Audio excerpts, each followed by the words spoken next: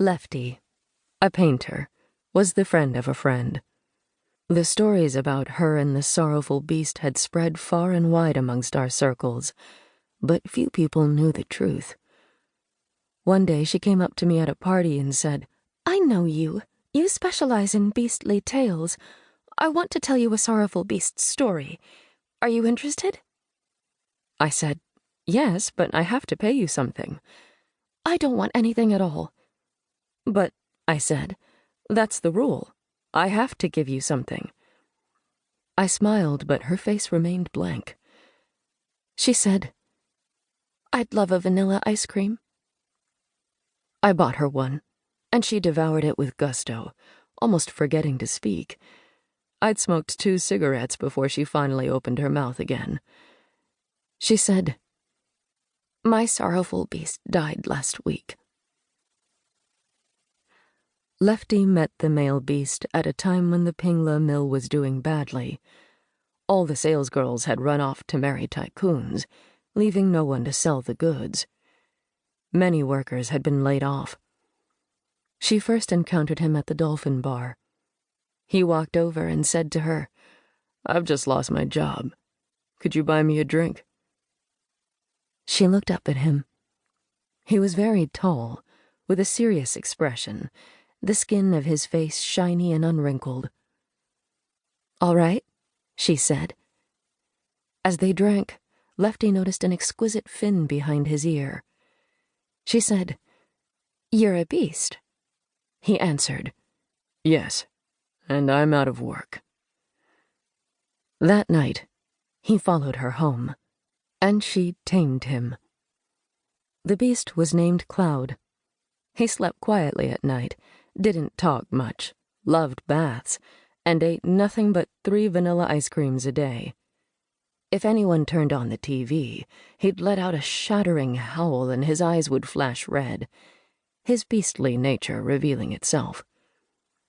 Lefty stopped watching television. When she got home, they'd sit at either end of the sofa, each reading a book. When he was happy, he'd let out a long cat-like rumble, but never smiled. At night, they slept together, Cloud in the nude. His physique was just like a human male's. The skin around his belly button was green as the sea, even a little translucent.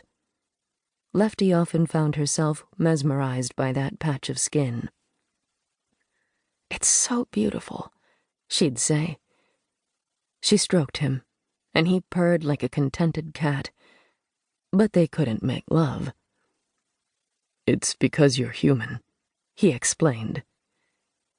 They slept in each other's arms, like a couple of beasts. It was a lovely time. The male beast was even more nurturing and good with his hands than a human girl. He cooked for Lefty and washed her clothes. The food was mostly vegetarian, and the laundry had a strange fragrance. As Lefty ate, he'd watch from across the table, his expression tender. She almost thought of him as her husband. This all happened last May.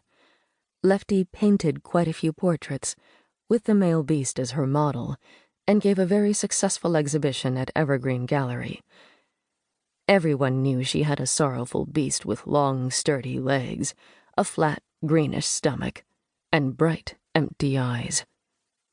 Standing or sitting, he became an object of affection for all the young women in the city. I saw that exhibition. The first rumors I heard about Lefty and the sorrowful beast were from our gossip king, Charlie. "That wench Lefty definitely slept with him," he said. I said, "Male beasts can't do it with humans." Charlie snickered.